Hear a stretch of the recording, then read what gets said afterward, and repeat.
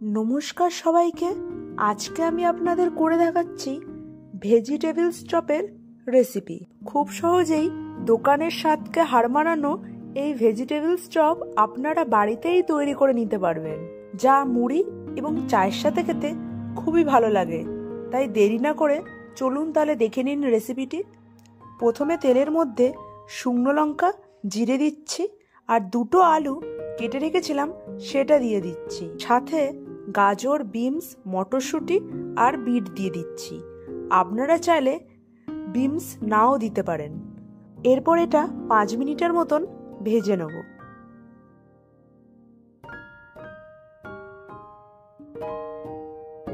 ভাজার পরে আমি আদা জিরে বাটা দিচ্ছি 1 চামচ, হলুদ গুঁড়ো দিচ্ছি, সামান্য লঙ্কার গুঁড়ো দিচ্ছি, আর স্বাদ মতন লবণ দিচ্ছি।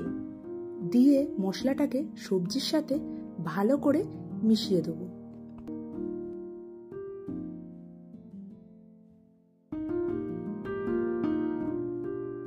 মেশানোর পর পরিমাণ মতন একটু জল দেবো যাতে সবজিগুলো সেদ্ধ হয়।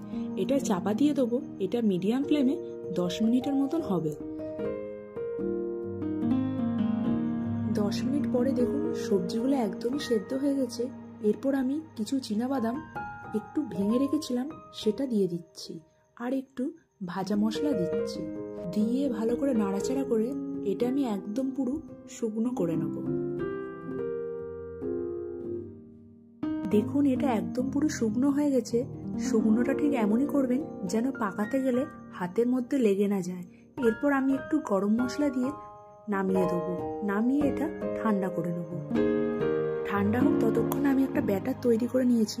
ব্যাটারটাতে আমি 2 চামচ ময়দা, 1 চামচ কর্নফ্লাওয়ার, সামান্য লবণ আর জল ব্যবহার করেছি। ব্যাটারটা ঠিক এইরকমই পাতলা করবেন। বিটের তরকারিটা ঠান্ডা হয়ে গেছে। এরপর আমি বিটের তরকারির থেকে অল্প করে নিয়ে হাতে গোল করে একটু চ্যাপ্টা মতন করে নিয়েছি। দেখুন আমি কিভাবে করছি, এইভাবেই আমি সবগুলো করে নেব। সবগুলি করার পরে আমি ময়দা দিয়ে সবগুলোকে একবার করে কোট করে নেব।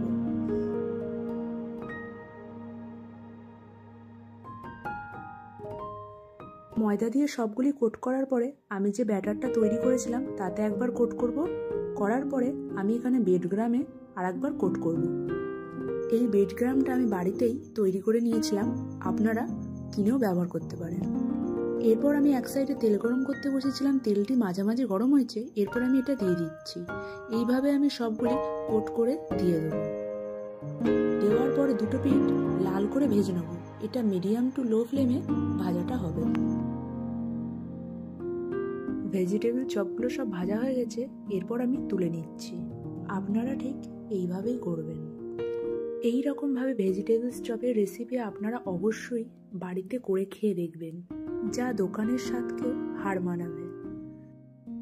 রেসিপিটি ভালো লাগলে অবশ্যই লাইক, শেয়ার, কমেন্ট করে দেবেন এবং নতুন নতুন রেসিপি দেখতে পাওয়ার জন্য অবশ্যই আমার চ্যানেলটিকে সাবস্ক্রাইব করে দেবেন।